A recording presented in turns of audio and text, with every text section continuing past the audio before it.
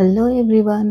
ఈరోజు వీడియోలో ఈ బ్యూటిఫుల్ కట్ వర్క్ శారీకి బ్లౌజ్ యొక్క స్లీవ్‌ని కట్ చేశాక లైనింగ్‌ని మనము ఎలా అటాచ్ చేస్తే ఈ కట్ వర్క్ పోకుండా ఉంటుందో స్టెప్ బై స్టెప్ ప్రాసెస్ చూద్దాం. ఇక్కడ చూడండి, నేను ఆల్రెడీ ఈ మెరూన్ బ్లౌజ్‌కి లైనింగ్‌ని స్టిచ్ చేశాను.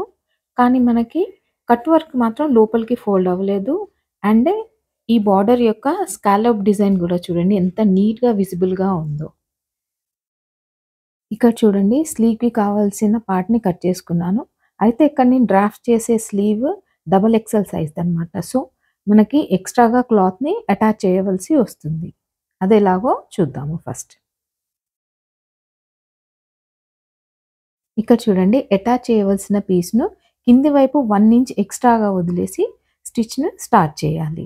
అండ్ ఎండ్ వైపు కింద వదిలేసిన పీస్‌ను అంటే 1 ఇంచ్ ఉంటుంది కదా! దాన్ని పై వైపుకి ఫోల్డ్ చేసుకొని లేదా లోపలి వైపుకి ఫోల్డ్ చేసుకొని స్టిచ్‌ని కంప్లీట్ చేసుకోవాలి. దీనివల్ల ఎడ్జ్ ఫినిషింగ్ అనేది చాలా నీట్‌గా వస్తుంది. తర్వాత ఈ స్టిచ్ చేసిన క్లాత్‌ని బయటి వైపుకి ఓపెన్ చేసి పైనుంచి ఇంకొక స్టిచ్‌ని వేసుకోవాలి. అండ్ కింది వైపు వదిలేసిన 1 ఇంచ్ క్లాత్‌ని లోపలి వైపుకి ఫోల్డ్ చేసి పైనుంచి జాగ్రత్తగా స్టిచ్‌ని కంటిన్యూ చేయాలి. ఇక్కడ చూడండి, ఫినిషింగ్ ఎలా వచ్చిందో లోపలి వైపుకి ఇలా ఉంది. అండ్ బయట వైపు మనకి నీట్‌గా కనిపిస్తుంది. ఇదే విధంగా స్లీవ్‌కి రెండో వైపు కూడా పీస్‌ని అటాచ్ చేసి స్టిచ్ చేసుకుందాము.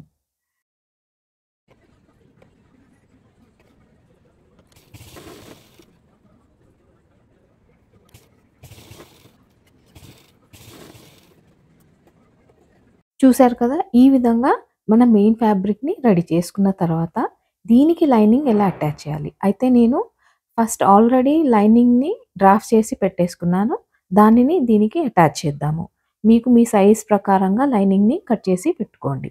ఇదిగోండి, ఇది డబుల్ ఎక్సెల్ యొక్క సైజ్. ఇప్పుడు ఈ లైనింగ్‌ని ఈ క్లాత్‌కి ఎలా అటాచ్ చేయాలనేది చూద్దాము. కొంచెం జాగ్రత్తగా గమనించండి. ఈ స్లీవ్ మెయిన్ ఫ్యాబ్రిక్‌ని ఫస్ట్ రివర్స్‌లో పెట్టేసుకొని, దాని మీద లైనింగ్ యొక్క స్లీవ్‌ని ఇక్కడ చూయిస్తున్న విధంగా రివర్స్ సైడ్‌లో ఒకదాని మీద ఒకటి వచ్చేలాగా పెట్టేసుకోవాలి. ఇలా పెట్టేటప్పుడు లైనింగ్ అనేది 1/2 ఇంచ్ లేకుంటే 1 ఇంచ్ లోపలికి వచ్చే విధంగా ప్లేస్ చేసి స్టిచ్‌ని స్టార్ట్ చేయాలి. ఇలా వేసే స్టిచ్ లైనింగ్‌కి 1/2 ఇంచ్ నుంచి పై వైపుకి వచ్చే విధంగా చూస్తూ జాగ్రత్తగా వేయాలి. స్లీవ్‌కి అటాచ్ చేసిన పీస్ వరకు స్టిచ్ కంటిన్యూగానే వస్తుంది. కానీ ఎక్కడి నుంచైతే మనకు కట్ వర్క్ స్టార్ట్ అవుతుందో అక్కడి నుంచి లైనింగ్‌ని ప్లేస్ చేసి కట్ వర్క్ మీద స్టిచ్ పడకుండా వచ్చే విధంగా జాగ్రత్త పడుతూ స్టిచ్‌ని కంటిన్యూ చేయాలి. స్టిచ్చింగ్ పార్ట్ కంప్లీట్ అయిపోయిన తర్వాత ఇక్కడ చూపిస్తున్న విధంగా లైనింగ్‌ని పై వైపుకి ఇలా ఫోల్డ్ చేసుకోవాలి. చూడండి, మనకి కట్ వర్క్ ఎలా బయటికి కనిపిస్తుందో. దీన్ని రివర్స్ చేస్తే చూడండి, కట్ వర్క్ మనకెంత బాగా కనిపిస్తుందో. తర్వాత దీని ఎడ్జెస్‌ని స్టిచ్ చేసి మనకు కావాల్సిన స్లీవ్‌ని రెడీ చేసుకోవాలి.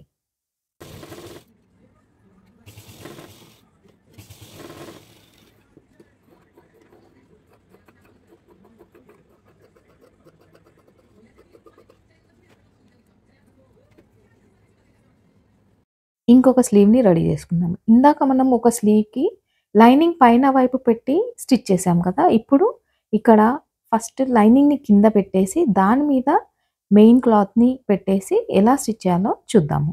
అయితే ఈ 2 మెథడ్స్‌లో కూడా main fabric and lining right side లేక రాంగ్ సైడ్ ఫేసింగ్ ఒకదాని మీద ఒకటి వచ్చేలాగా ప్లేస్ చేస్తాము. ఆపోజిట్ డైరెక్షన్స్ ప్లేస్ చేయము. ఓకే. ఇక్కడ చూడండి, లైనింగ్‌కి 1/2 ఇంచ్ పైన వైపు మెయిన్ ఫ్యాబ్రిక్‌ని పెట్టేసి మనం స్టిచ్ స్టార్ట్ చేస్తున్నాము. ఇక్కడ స్టిచ్ మన ఎక్స్‌ట్రా ఫ్యాబ్రిక్ వరకు స్ట్రెయిట్‌గానే వస్తుంది. ఎక్కడైతే కట్ వర్క్ స్టార్ట్ అవుతుందో ఆ కట్ వర్క్ మొత్తము లైనింగ్ మీద వచ్చే విధంగా ప్లేస్ చేసి స్టిచ్‌ని కంటిన్యూ చేస్తూ ఉండాలి. అండ్ గమనిస్తూ ఉండాలి మధ్య మధ్యలో లైనింగ్ కింద వైపుకు ఎగ్జాక్ట్ ఉందా లేకుంటే పై వైపుకి జరిగిందా అనేది. ఓకే. రెడీ అయిన ఈ స్లీవ్స్‌కి ఎడ్జెస్‌ని స్టిచ్ చేసుకొని ఎక్స్‌ట్రా ఫ్యాబ్రిక్‌ని కట్ చేసుకుంటే మనకు కావాల్సిన స్లీవ్ రెడీ అయిపోయినట్టే. సో, ఈ వీడియోలో మనము కట్ వర్క్ ఉన్న స్లీవ్ ఎడ్జ్‌ని కట్ చేయకుండా లైనింగ్‌ని ఎలా అటాచ్ చేయాలో నేర్చుకున్నాం కదా! ఇలాంటి మంచి వీడియోస్ మరిన్ని నేను చేయాలి అంటే మీరందరూ తప్పకుండా నా ఛానల్‌ని సబ్స్క్రైబ్ చేసుకొని అందరికీ షేర్ చేయండి. ఇప్పుడు బ్లౌజ్‌కి అటాచ్ చేసిన ఈ స్లీవ్‌ని చూద్దాము. ఎంత నీట్‌గా అండ్ ఎంత బ్యూటిఫుల్‌గా కనిపిస్తుందో. సో, నా ఛానల్‌ని తప్పకుండా సబ్స్క్రైబ్ చేసి అందరికీ షేర్ చేయండి. Thanks for watching.